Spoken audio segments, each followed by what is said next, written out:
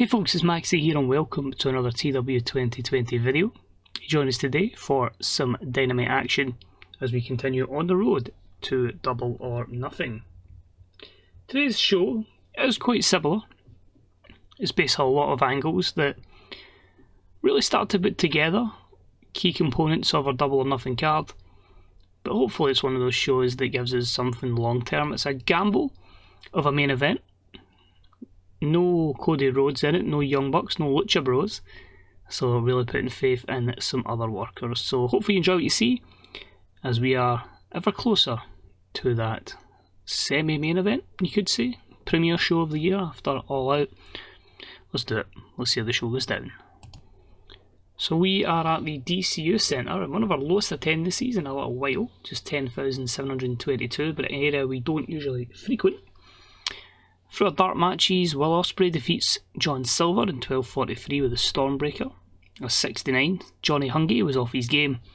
Will Ospreay was far more over than Silver. Priscilla Kelly and Abaddon of the Dark Order, the former tag team champions, defeat Fire and Flavor in 11:17 when Priscilla Kelly pinned Kiera Hogan. This drew a 48, so not too bad. So I've not really pushed them substantially, so that'll take a bit of time. We had Claudio Castagnoli defeat Cody Vance in 9:09 with the Neutralizer. Claudio's getting a little bit stale. 52 here, because Cody's still a long way to go. We had Lance Archer defeat Brandon Cutler in 8:23 with the Blackout. Just a 48 here, unfortunately, in this Wild Brawl matchup that made Lance Archer stand out. He has sustained a Jones fracture, so we'll need to see how serious that is, as Dean Malenko updates us. And in pre-show action, we had Garza Jr. defeat one of our new signings, Mike Seidel, in 8:31 with an El Murrieta 50. You'll see people that will sign, but they'll be on like short-term deals just to use them as if they were in AEW Dark or Dark Elevation. So Mike Seidel is more so for that, and so I can have the Seidel brothers as well. Didn't actually believe that was his picture until I checked Google, and yeah, that was an old render for him, so funny how that works. Okay, so we are up against it from the start. So opted to take a risk, and we had the TNT champion Prince Devitt come out, and yeah, just say he's looking forward to Double or Nothing, his first one in the company, and he wants to go all out and have a big mega matchup. Interrupted by Brian Cage, who he said he's back and forth with going forward. And previously, and he just says he wants a case that he wants that championship and he's going to keep hurting Devitt until he gets it. This leads to Samoa Joe coming out saying, well, if you want a piece of Devitt, we've had little issues as well. Don't mind taking on your cage and don't mind hurting Devitt to become TNT champion. This continues on, so on and so forth. We have Hangman come out, who's had issues with them. We've had Nakamura, who's had issues with Hangman. And at the end of it, Darby Allin comes out and says he's a former TNT champion. He would quite want to win the belt back. And a 79 is the rating we get here. So overall, all 6, not too bad. It's a mixture of overness. Obviously Devitt and Hangman are the furthest above, but the others are maybe a bit lower. And Devitt doesn't like to be scripted, so we made him unscripted and everyone else scripted. And because of that, it allowed Nakamura and Darby to struggle. So a 79 might see us get a lower rating for once, but I think we're at a stage we need to find our consistent level, so we're not over relying on certain superstars. We do need to build some wrestlers up to be a level just below them. Opening contest saw a bout that didn't have too much heat and terrible wrestling, as the Dark Order defeated Trent Seven and Matt Seidel in 8:50 when Evil Uno pinned Trent Seven with a reverse pile driver. It's a weird tag team, I admit, but Trent's kind of just going to be lurking. I'm trying to kind of move Ospreay away from him just now while Tyler Bates injured, but they'll be back once he's fully healed. Seidel putting people over, good worker, and obviously his brother's signed, but Stu and Evil Uno are the two I'm trying to push at the moment, so they take the victory and gain some more momentum in the 62 rated opener. Moving along, Ric Flair, the Nature Boy, is backstage and he is with his 3 clients, Miro, Claudio and Austin Creed. I don't have time to put them in a match up the night, so he just bigs them up and just says, Claudio had a lot of mishap last week, but The three of them together, under his tutelage, will keep winning. Woo.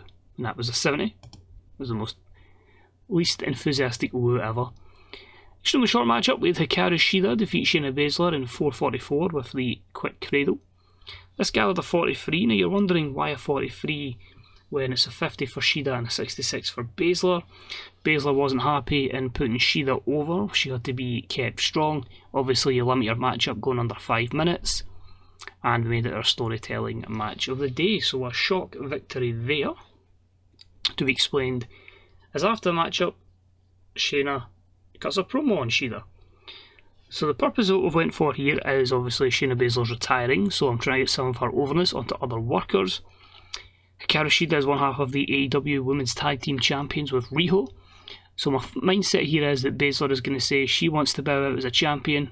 She's disappointed she's not in the Women's Championship match with Mercedes and Saraya, but her and her protege Layla Hirsch are going to be the two that take the tag titles from Shida and Riho, and she is going to do the best that she can to leave as a champion. So a 70 as a Baszler, you could say, leaves some frustrations. Oh, this one struggled a little bit, but it was a terrible matchup as Anna Jay defeated Nikki Storm in 9:18 by pinfall. 39. Anna Jay was off her game. So this matchup admittedly was for the 4th time, so it was always going to struggle, which you can see there it's been heavily penalised because of that. I just feel that Anna Jay, we need to keep getting as much overness onto her as possible. Nikki's someone that is fairly over, and with the programme we've got for her going forward, we need her to take a few more losses, and I feel like she would be the perfect counter opponent for Anna Jay. So the victory for Anna Jay, the rating, it's just one of those things. Sometimes you do need to make that sacrifice for the better end result. Then in the backstage segment, we have the New Age Horsemen together: Cody Rhodes, Ace Austin, AJ Styles and Pete Dunne. And Cody is just basically rounding up the troops because they will be in 6-man tag action, because it's one of my main events, of course. It's a 6-man tag, as we'll see Ace Austin, AJ Styles and Pete Dunne take on the team of Samoa Joe, Prince Devitt, and I believe Darby Allin. It might be Kenny actually, I can't remember. I booked this like an hour ago, went away and done some stuff, but anyway, there's a 6-man tag main event. 77. Professional booker, by the way. Next up, with a matchup with good heat and decent wrestling, with Jungleboy defeat Tommy End in 14:21 by pinfall. A 75, so pretty good stuff there considering the 67-74 performances. Was this still the show? Not just regular. I think you can see here we're obviously trying to get heavily behind Jungleboy. Tommy End is in that position where he's just not quite main event, but he's not mid-card. He's upper mid-card on his own wee level, and I feel like he's someone that was able to put Jungleboy over here. So no showcase of how his push is going to be in the future. I just feel like this is the focus right now, and he was in a good position to help. After this though, obviously Jungleboy is joined in the ring by Luchasaurus, so they celebrate, and they are beaten down by 2 of the Uprising members. They are of course Maxwell Jacob Friedman and Wardlow, as they just batter and beat the holy shit out of Luchasaurus and Jungleboy. Let's do a 69. Now normally, obviously Jungleboy's had a little alliance, a friendship with Chris Jericho, but he was attacked backstage by the other 2 members of Uprising in the form of Ricky Starks and Mark Quinn. So Jericho's down and out as he takes a beat down as the Uprising reigns supreme. Moving on, we had a good matchup here, although it says poor. A 78 for me is a good one. So Johnny Gargano defeated Luster in 8:59 with the Hearts Donut.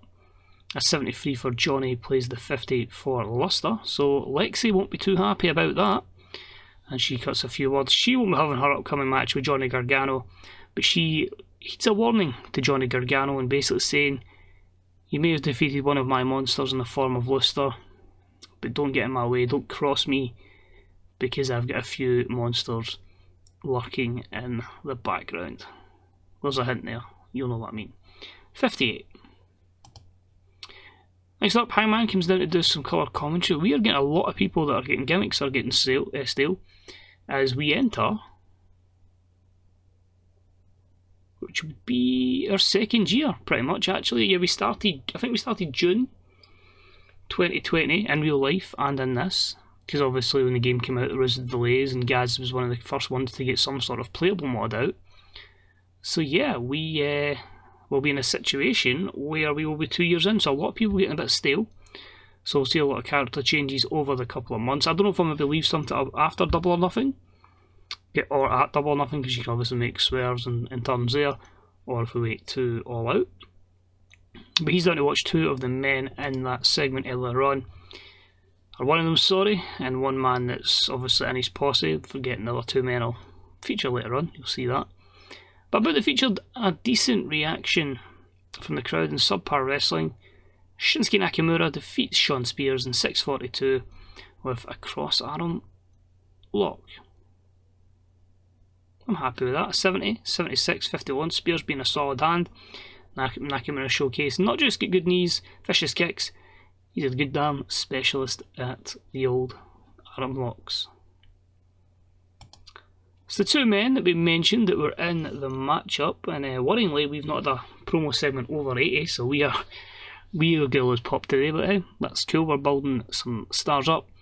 Basically Brian Cage obviously pissed off at what Darby Allin done earlier on, looking like he was going to try and steal his spotlight and get involved in a potential 6-man match, and he absolutely destroys him backstage. 77 for the beatdown. Darby came across well. And we finished the show with an 80, so I think we will probably look at about a 79-80 rating. It was a good matchup. The team of Kenny Omega, Samoa Joe and Prince Devitt defeat the New Age Horsemen of Ace Austin, AJ Styles and Pete Dunne in 22-11 when Kenny pinned AJ with the One-Winged Angel. Baby faces with great performances, the heels not so much. I think if anything you're looking at Pete Dunne there. AJ is kind of struggling and you'll have a few negatives there. I think you'll have a declining physical ability for AJ Styles. So we actually lose pop in 13 regions, we gain popularity in 10. The only way this will be a gamble that I don't repeat is if TV networks are coming down on us, then yeah, we have to put Cody, etc. back in against each other, and the Bucks and the Lucha Bros. But I felt like we've had a lot of build on those programs, like previously, and obviously with them being able to feature on both Lightning and Dynamite, that there are people we could maybe take a couple of shows off and try and push forward some other storylines going forward. We have some news, let's take a look. Naito to stay with New Japan, he is New Japan loyal, so we will not be recruiting him. He won't leave them, so they'll offer him an exclusive written, so we've got no chance. WWE's rejections for Corey Graves. Charisma 70, microphone 80. Color 56. Ugh, I don't know. I think he's terrible. I don't mind him as much, so oh well. AEW heels, we'll go through that card in a minute, and Lance Archer will be out for a few months. Not great. So AEW heels, we had Hikaru Shida defeating Deonna Purrazzo, Shotzi Blackheart defeating Nyla Rose, Shayna Baszler and Layla Hirsch defeating Evie and Heidi Lovelace, Saraya and Lana Austin defeating Allysin Kay and Killer Kelly, Toni Storm defeating Tay Conti, and the third match of the 4-match series is Anna Jay took on Nikki Storm. So you can see I'm fully on that push for Anna Jay. And I bring you with good news, massive news, and mega news, bigger than the show we had there. I always say to myself, we need to stop stealing WWE guys. And then who pops up but one man that's obviously synonymous with the Elite, and that is Adam Cole. He's obviously good friends with them. Massive contract, he's really over. So 89 gives us substantial star power. 32 years of age is perfect.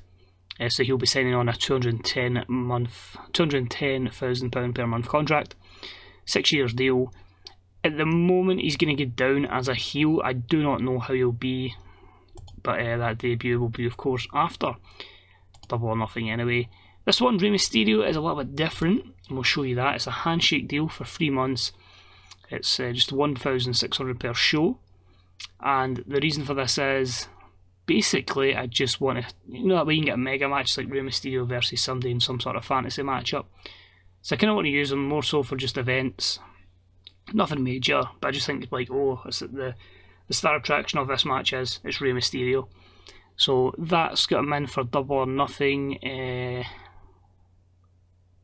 We'd need to extend it for a month, I believe, but that would get him to All Out as well. And after that, we'll allow Ray to go on his way. But 47, stats are obviously down a good little bit, but it's Rey Mysterio. Hope he's not still injured. Nah, he's back. So, obviously they will be assigned pictures. Like, I need to do that physically. Cody Rhodes says that Claudio, no, don't do Vince McMahon on us and say Claudio doesn't connect with the fans. Drug testing was 4,000 for Dynamite, was 3,000 for heels. There's an Archer injury and a 2.97 TV rating. But most importantly, believe it or not, that's only TV networks we're on, but TNT, YouTube Asia and YouTube Mexico, we could actually go as low as a 61 show and we wouldn't get penalised for networks, so that's not too bad. Obviously we host Lightning and Heels, so they could be as bad as we want them to be. So a wee bit of a deduction there, but it's cool. It gives us that room that we can still do that. And venture in with different people. But another Lightning episode coming up in your next episode. And hopefully one that we can really go all out with our main event. Let's turn that frown of a 78 upside down. Let's chase a big result. Let's rebound, because we got a lot of places in the world that we want to gain pop. So cheers for watching, hope you enjoyed it. Let me know what you think the Double or Nothing card will be. And until next time, good day, good night, see you soon. Bye bye.